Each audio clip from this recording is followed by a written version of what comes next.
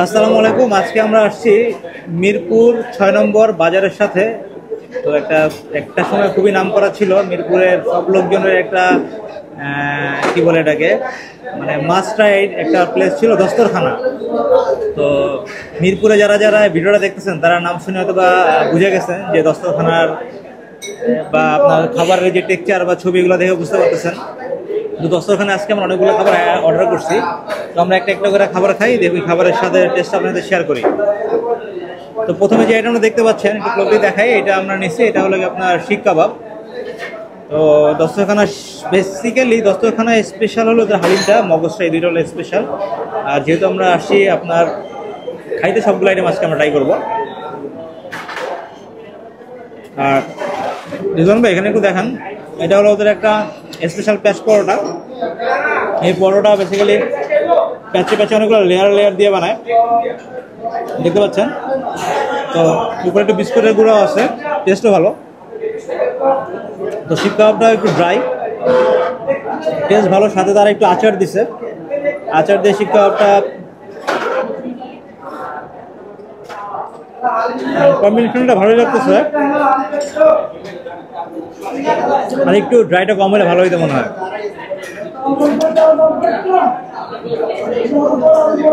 যাওয়ার সময় বলে যাবো যে যারা দোকান পরিচালনা করতেছে যে এটা একটু জাস্ট যদি একটু ডেভেলপ করা যায়।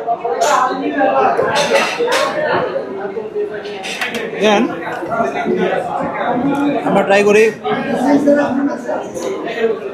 এটা হলো ওদের চিকেন তাওয়া ঝাল ফ্রাই। মানে আমি যতবারই আসছি এই আইটেমটা খাইছি, মানে এখানকার একটা অনন্যা মজার একটা আইটেম। তো একটু বলি, অয়েলি থাকে প্রচুর, বাট অয়েলি থাকার কারণে টেস্টটা আর একটু বেড়ে গেছে।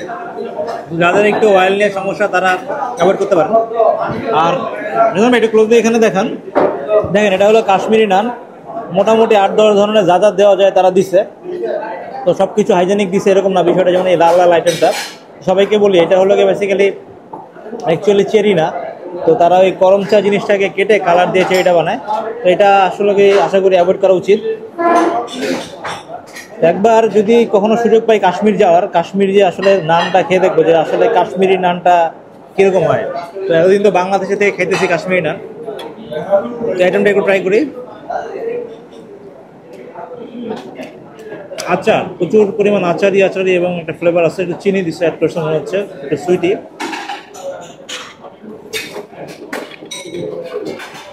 1, 2, 3, 4, 5 পিসের মধ্যে তারা চিকেন দিচ্ছে। আর একটু বলি, যেহেতু অনেকগুলো খাবার, প্রাইসগুলো এখন আসলে একটা একটা করে বলা থাকে। আমি খাবারের শেষে মেনু কার্ডে প্রত্যেকটা প্রাইস ওখানে দেওয়া থাকবে, আপনারা এক এক করে দেখে নিতে পারবেন। ডিটেল ওখানে প্রাইসটা দেওয়া থাকবে।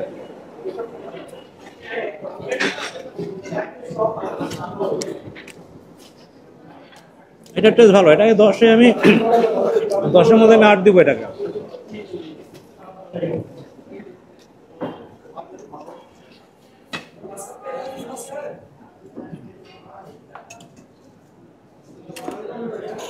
আর ওরা যে সালাদটা দিচ্ছে একটু দেখেন ভাই, রেজন ভাই, ওদের যে সালাদটা দিচ্ছে দেখেন, একটু উপরে বোরহানি দিয়ে দিচ্ছে।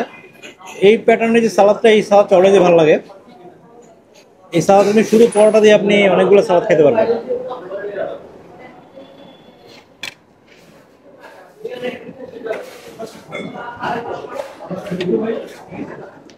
আর আমরা আজকে মগজটা অর্ডার দিচ্ছি ওদের স্পেশালি।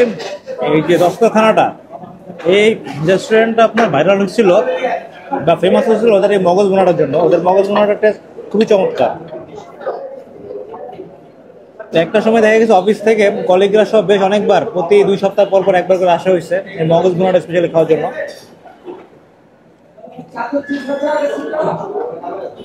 ওদের মগজ বোনাটা ডিফারেন্ট, মানে অনেক জায়গায় মগজ বোনা মানে বিক্রি হয়, বাট দস্তরখানা যে মগজ বোনাটা, এটা আনবিটেবল। এদের একটা আলাদা একটা স্বকীয়তা আছে।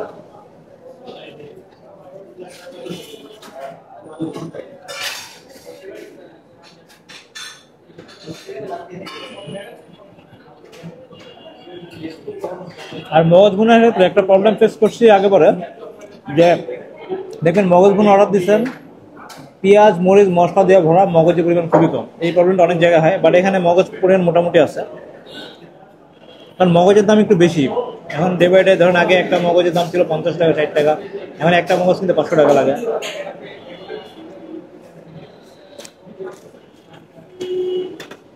আর এটা আমরা অর্ডার দিচ্ছি তান্দুরি চিকেন, ভাই একটু দেখান।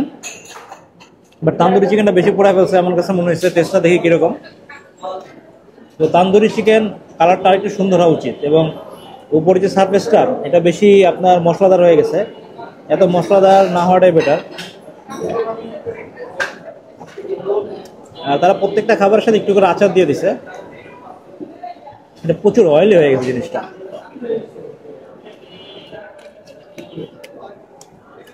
এটাকে আমি অ্যাকচুয়ালি 10-এর মধ্যে 3-4 দিব, মানে এটা টেস্ট আমার কাছে খুবই লো, ভালো হয় নাই। এটা অনেক ইমপ্রুভ করার জায়গা আছে, ইমপ্রুভ করতে হবে।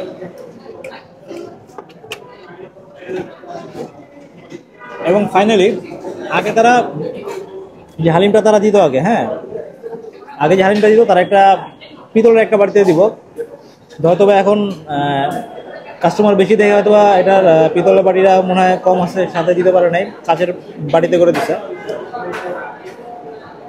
ওই হালিমটা বেস্ট।